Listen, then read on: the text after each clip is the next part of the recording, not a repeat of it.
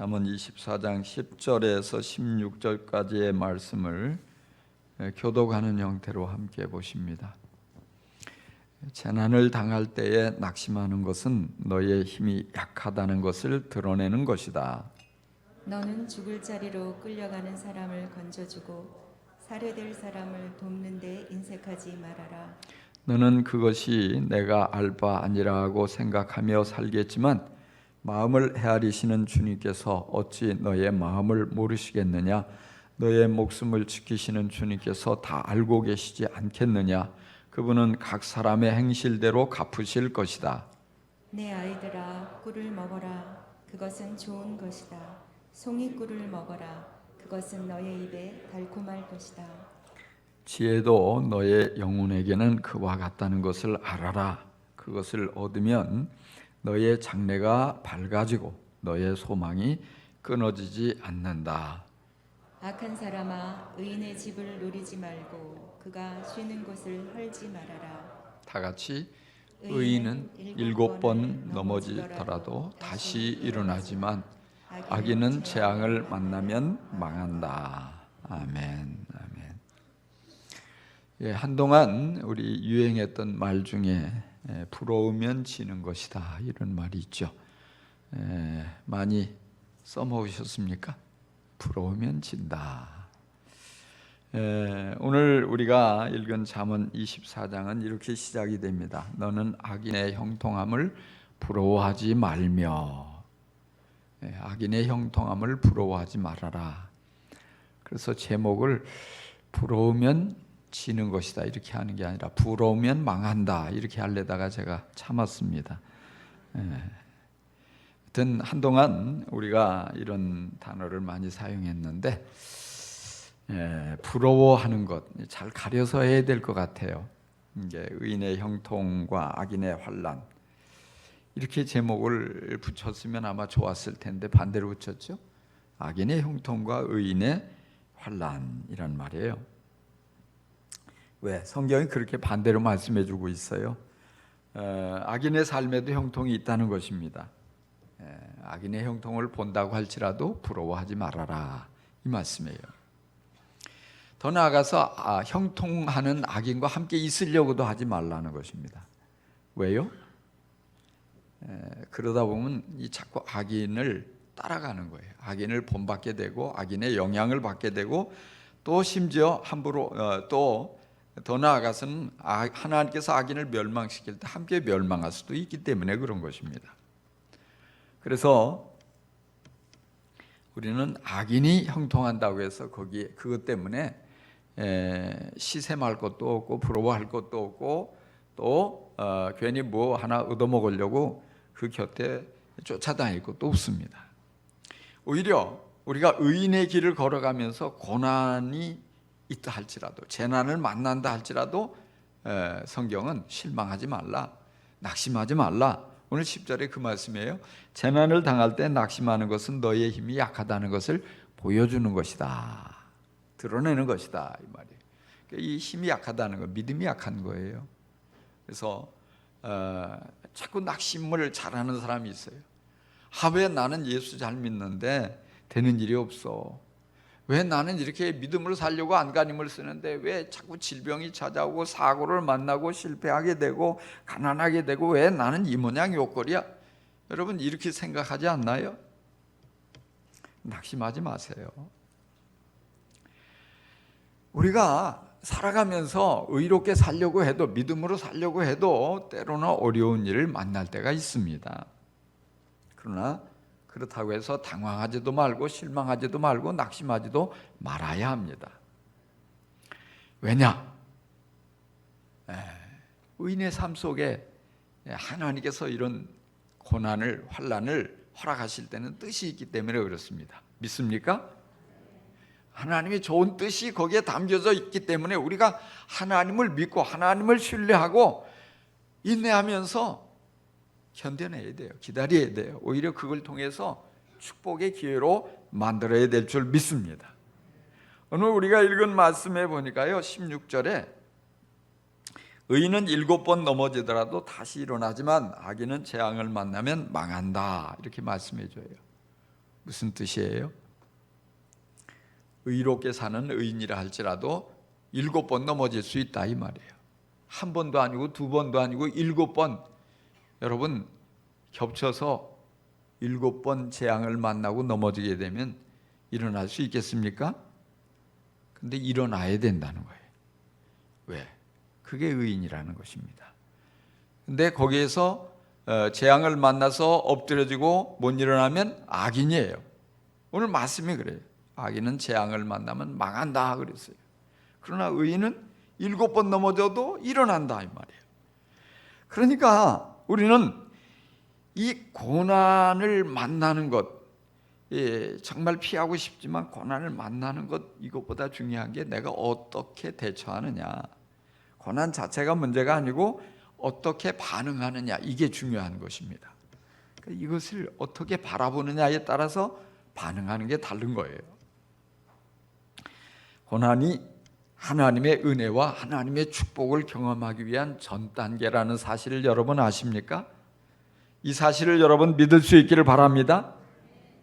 환난을 만날 때, 재난을 만날 때 우리가 얼른 그 생각을 해야 돼. 아하, 하나님이 내게 특별한 은혜를 주시려고 지금 사인을 보내주시는구나.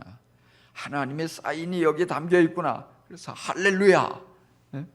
고난 앞에 세상은 아이고 왜 이래, 내 인생 왜 이렇게 지질이 팔자가 드세, 이렇게 얘기하지만 우리는 할렐루야 하는 거예요. 왜? 축복이 다가왔구나. 하나님이 큰 은혜를 준비하셨구나. 아멘.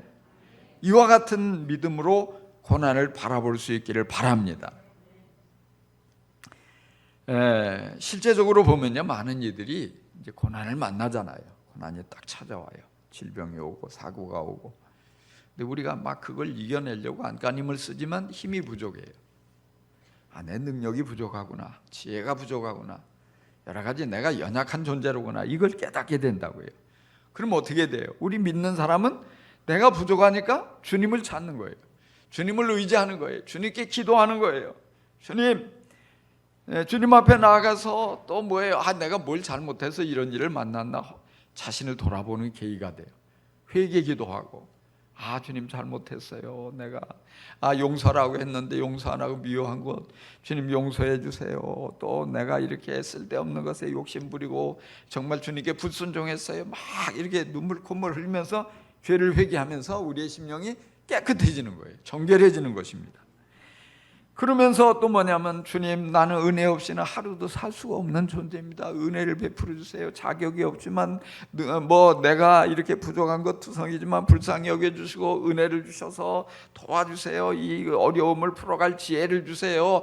사람을 붙여주세요. 물질을 공급해 주세요. 막 기도하다 보면 또 하나님의 응답을 경험하게 됩니다. 할렐루야.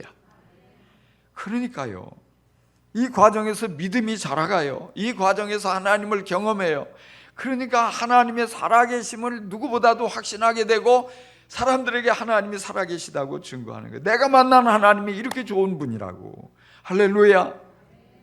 그러니까 고난이 축복을 몰고 오는 것입니다. 고난이 크고 놀라운 은혜를 몰고 오는 것입니다. 여러분, 이 사실을 믿을 수 있기를 바랍니다.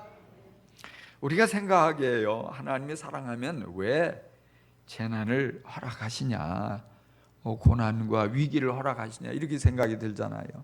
근데 여러분, 우리가 성경을 보면요, 기독교 역사상 가장 위대하게 쓰임받은 인물이 누군지 아세요?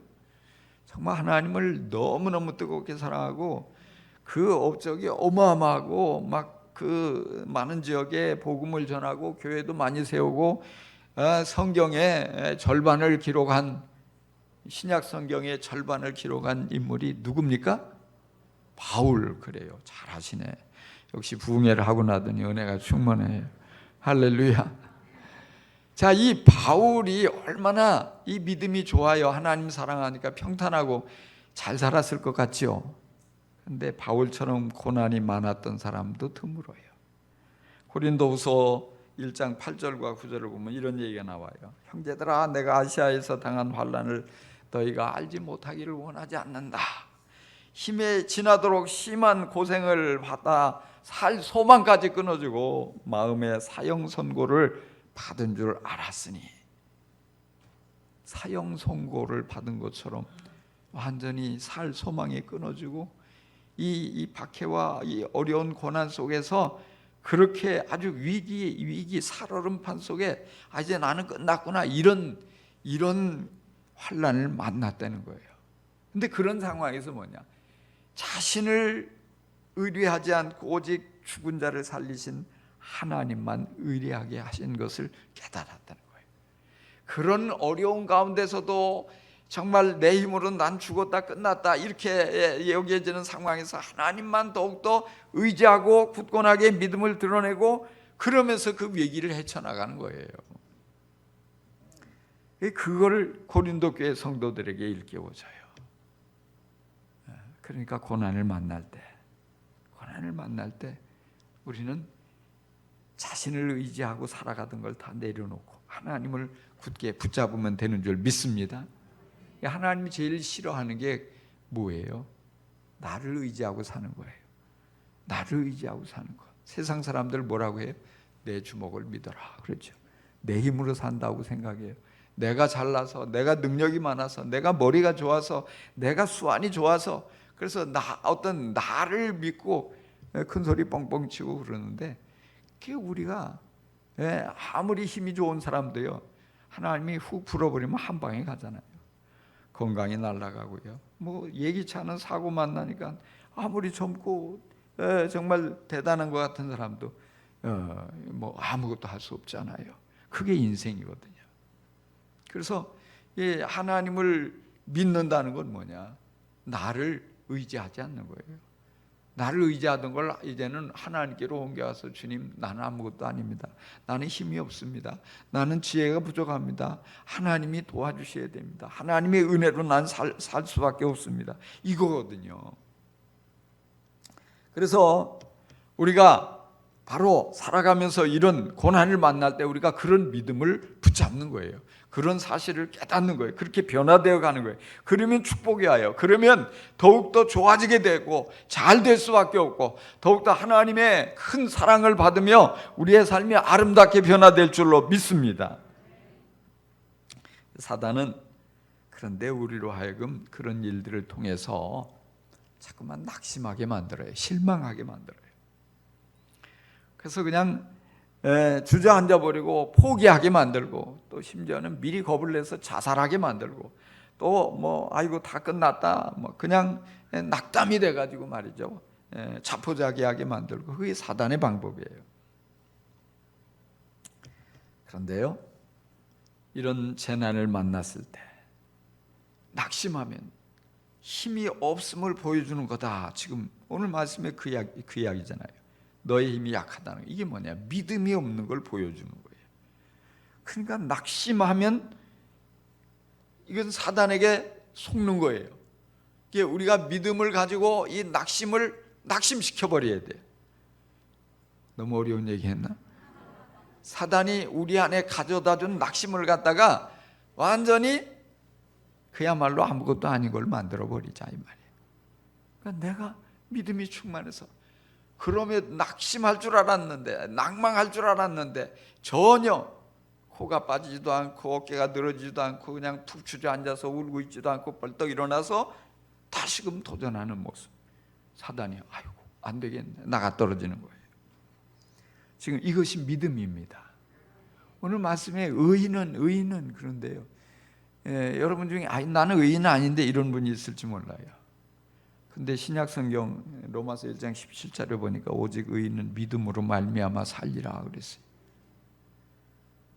그 의인은요, 어떤 의로운 일을 많이 행한 사람이 의인이 아니고 하나님을 믿으니까 하나님께서 우리의 믿음을 보고 우리를 의롭다고 의인으로 인정해 주신다 이 말이에요. 불러주시는 거예요.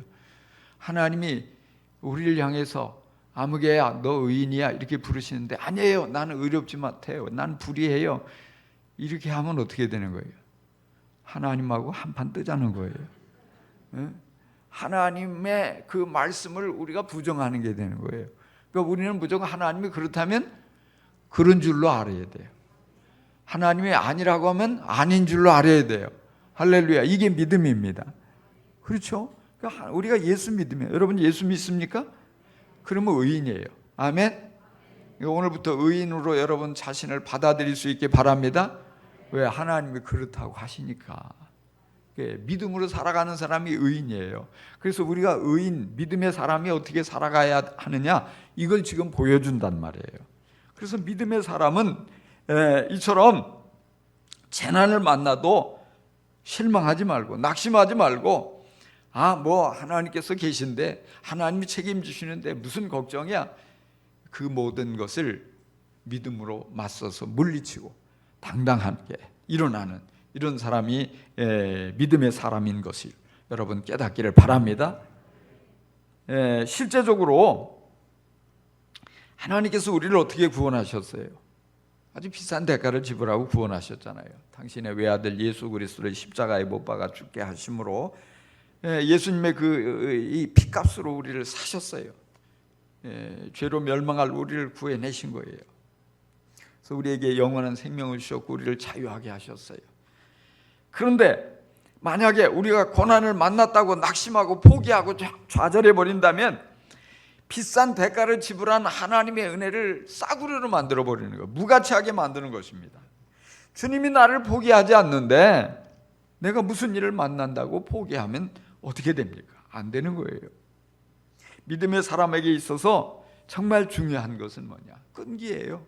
믿기 때문에, 주님을 믿는 구석이 있기 때문에 내가 어떤 순간에도 하나님께서 나를 건져주시고 역전시켜주시고 도와주시고 내 기도에 응답해주시고, 아멘. 무슨 일을 만나도 하나님의 살아계심을 내가 경험하게 되고 승리하게 된다. 여러분, 이 믿음을 가지고 흔들리지 마시기를 바랍니다. 하나님이 함께 하시기 때문에 그걸 의심하지 마시기 바랍니다. 그래서 믿음의 사람은 어려움을 당하지 않는 사람이 아닙니다. 어려움을 믿는 사람도 당할 수 있어요. 그러나 뭐냐? 믿음의 사람은 어려움을 극복하는 사람이에요. 믿음으로. 배를 만들 때 아주 중요한 게 있다고 그래요. 그게 뭐냐면 복원력이에요. 복원력. 뭐라고요? 복원력. 복원력이 뭐냐면 그 넓은 바다 한가운데서 풍랑을 만나고 심지어 태풍을 만나고 배가 휘척 막 요동을 치죠. 근데 옆으로 이렇게 넘어갔다가도 복원력이 있으면 다시 제자리로 돌아가는 거예요. 이게 있어야지 배는 이게 좋은 배예요. 이게 없으면 어떻게 돼? 파손되고 말아요. 끝나고 만단 말이에요. 근데 우리 그리스도인들에게도 복원력이 있어요. 주님이 복원력을 주셨어요. 그래서 넘어져도 다시 일어나는 오뚜기처럼 바로 이것이 주님께서 우리에게 허락하신 놀라운 복원력이에요. 그게 뭐냐? 어떻게 우리가 일어납니까? 간단해요. 예수님의 십자가를 바라보면요, 이게 복원력이 돼요. 사실 십자가는요, 2000년 전 로마 시대 아주 무서운 잔인한 사형틀이었어요. 로마 시민권을 가진 사람은 어떤 흉악한 죄를 져도 십자가에 달아 죽이지 않았어요. 너무 끔찍하니까. 근데 우리 예수님이 십자가에 달려서 죽으셨어요. 정말 이 고통스럽고 정말 아주 끔찍하고 이런 이 죽음을 당하신 거예요. 근데 오늘 우리는 어떻습니까? 십자가를 아마 여러분 중에 어떤 사람 목걸이로 딱 해서 달고 다녀요. 귀걸이로 하는 분도 있어요. 또 집에다가 십자가를 딱 붙여놓고 이렇게 바라보고 있죠. 아니 그 사형틀인데 그 끔찍한 걸 왜 그렇게 하십니까? 그 끔찍한 십자가에 예수님이 달려서 죽으심으로 하나님의 사랑이 이 십자가에 나타났단 말이에요. 이 십자가를 통해서 내가 구원받게 되었고, 예수님이 십자가에 주심으로 내가 하나님의 자녀가 되었고, 이런 놀라운 하나님의 은혜와 섭리가 십자가에 담겨 있는 것을 우리가 믿음으로 알잖아요. 그러니까 십자가가 사랑스러운 거예요. 십자가를 보면 소망이 솟는 거예요. 하나님의 은혜가 깨달아지는 거예요. 십자가를 볼 때 막 용기가 솟아나요. 할렐루야. 아니 그 흉악한 사형틀을 갖다가 가장 아주 끔찍한 걸 갖다가 가장 아름다운 것으로 만든 것이 뭐예요? 우리 예수님, 이 하나님의 사랑이잖아요.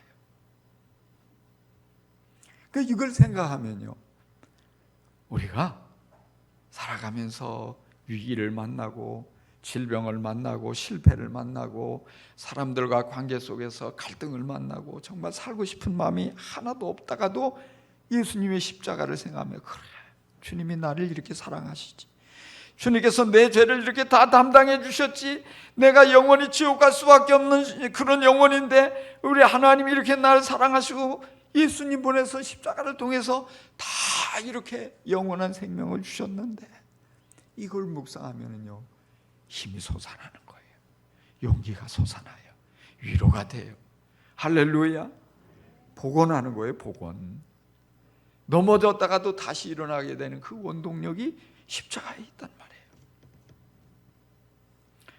세상에서 가장 흉측하고 가장 끔찍한 십자가도 이렇게 가장 아름답게 만드시는 하나님께서 우리의 삶 속에서 내가 만나는 이런 재난과 환난과 이걸 변화시켜서 아름다운 걸작품으로 만드시지 못할 이유가 무엇이겠나 이 말이에요.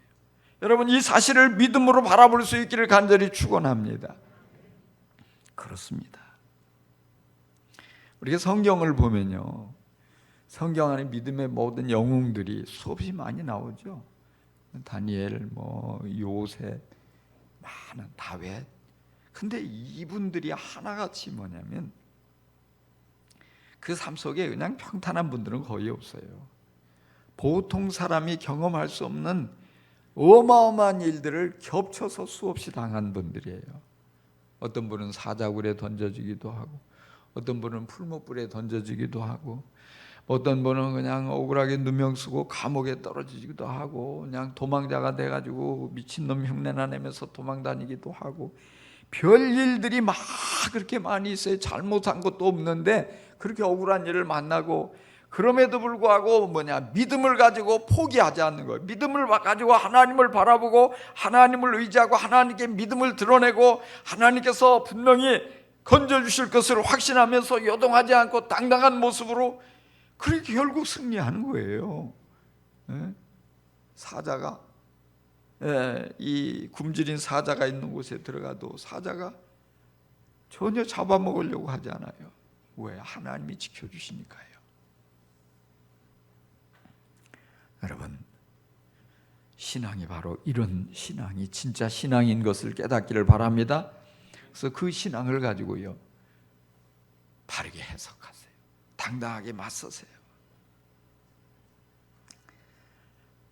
여러분, 믿음이 혹 연약해서 넘어졌다가 또 다시 일어날 수 있기를 바랍니다.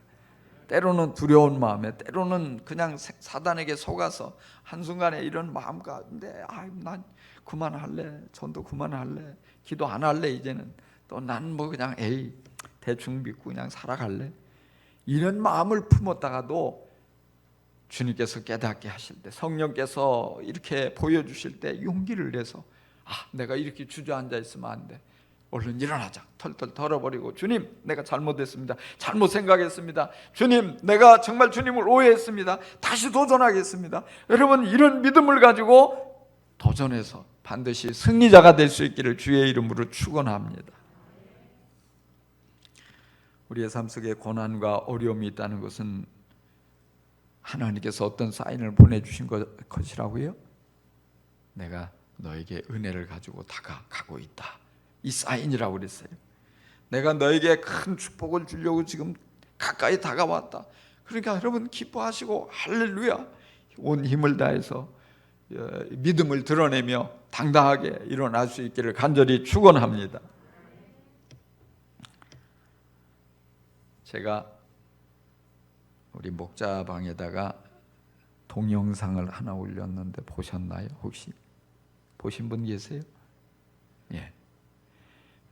저 미국의 그 아메리카 갓 탤런트라는 유명한 프로그램이 있는데, 이 프로그램에 30살 먹은 여자가 나갔어요. 이름이 제인 마르크 제프스키, 어려워서 제가 여기다 이렇게 써서 위에.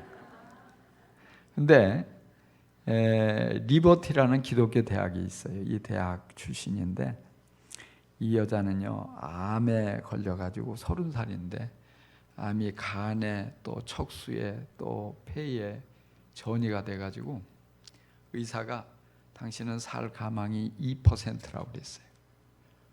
근데 그런 가운데 웬만한 사람 같으면 낙심하고 절망하고 그냥 누워서 언제 죽나 이렇게 막 신세한탄할 그런 처지인데요.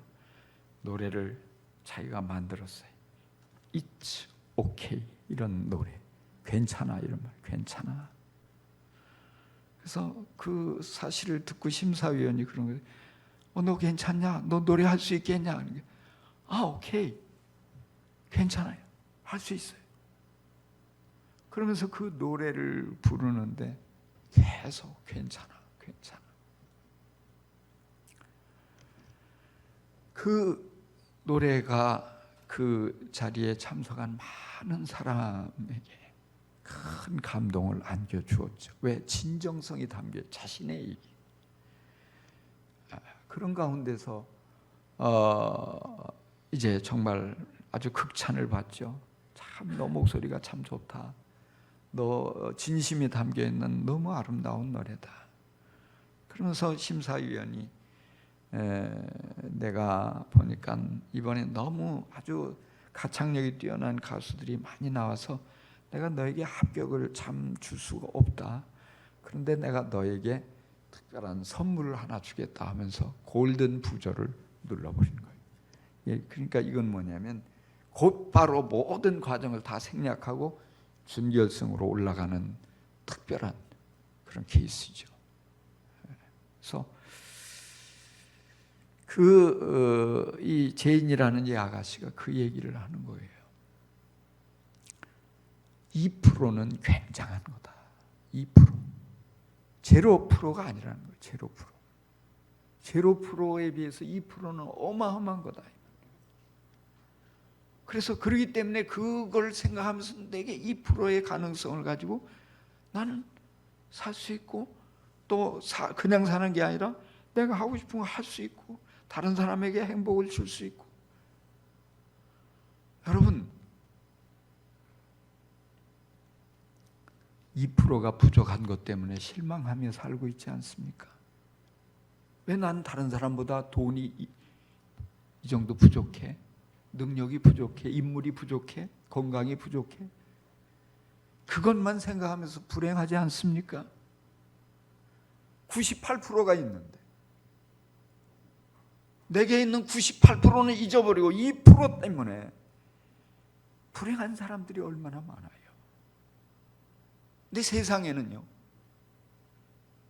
2% 가지고도 행복한 사람이 있다는 사실을 여러분 기억하시기 바랍니다. 우리 믿음의 사람은요, 믿음으로 살아가는 사람은요,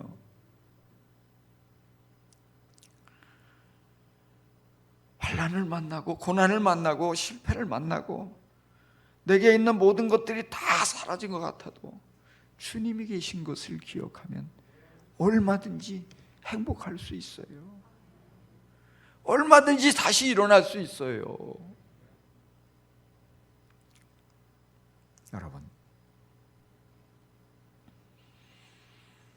여러분 안에 있는 그 믿음을 밖으로 드러내세요.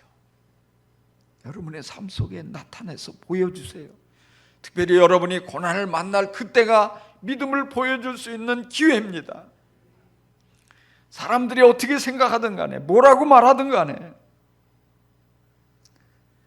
우리 예수님께서 나와 함께 계시며 나를 붙잡아 주고 계시고 내 기도에 응답해 주시며 그 사용에서 크게 일하실 것을 바라보며 7번 넘어져도 다시 7번 일어나는 그런 아름다운 믿음의 사람이 될 수 있기를 간절히 축원합니다. 믿음의 승리자가 되어서 참으로 주님의 선하심을 오늘 우리의 삶을 통해서 온 세상에 크게 드러내며 전진하는 아름다운 성도들로 우뚝 설 수 있기를 간절히 축원합니다. 할렐루야. 기도하십시다.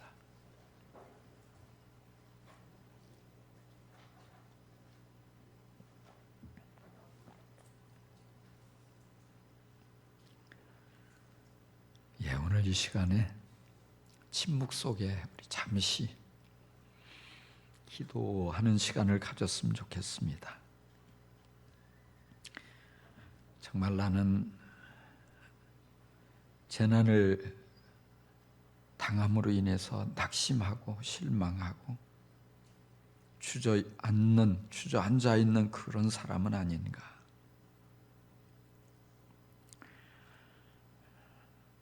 신세 한탄을 하고 원망을 하고 그냥 하나님 앞에 나 그럼 그냥 안 할래요. 나 아무것도 안 할래요. 나 내 맘대로 살 거예요. 투정한 적은 없습니까? 이런 부분이 있다면 이 시간에 한번 조용히 주님 앞에 다 회개할 수 있기를 바랍니다. 정말로 어려움에 한 번, 두 번은 일어났지만 7번 반복되는 재앙 앞에 그냥 믿음이 다 약화되어서 그저 주저앉아 있었다면 오늘 이 말씀을 생각하면서 주님이 내게 원하시는 믿음이 무엇인가, 정말 주님이 원하시는 참된 믿음을 내가 품겠노라고 고백할 수 있기를 바랍니다. 잠시 기도합니다.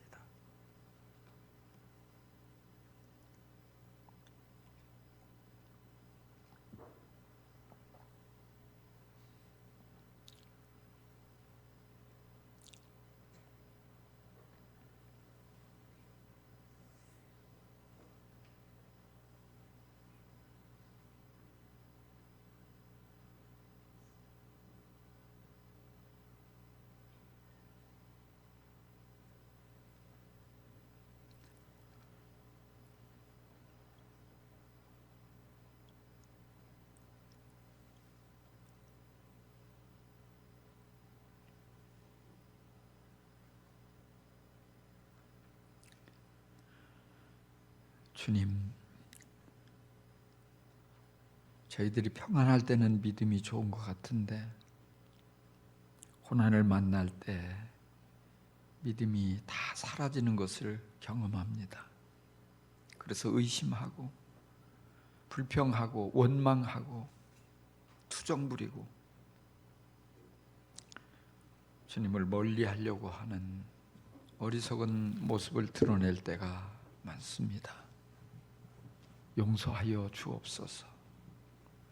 어리석음을, 불신앙을 용서하여 주옵소서. 주님, 악인의 형통을 부러워하지 않고 주님만 바라보겠습니다. 주님, 어떤 재앙을 만나도 실망하기보다 온전히 주님을 믿고 주님을 신뢰하며 인내하겠습니다. 주님, 정말 넘어뜨리고 또 넘어뜨리고 사단이 공격을 해와도 다시 일어나고 또 일어나서 사명을 감당하며 나아가겠습니다. 주님이 원하시는 모습으로 걸어가겠습니다. 주여, 연약한 저희들 붙잡아 주옵소서. 큰 믿음을 더하여 주옵소서. 주님이 우리와 함께 계심을, 주님께서 우리를 붙잡아 가장 행복하고 아름다운 삶으로 이끌어 주심을 우리 주위의 모든 이들이 보게 하여 주옵소서. 예수님의 이름으로 기도합니다.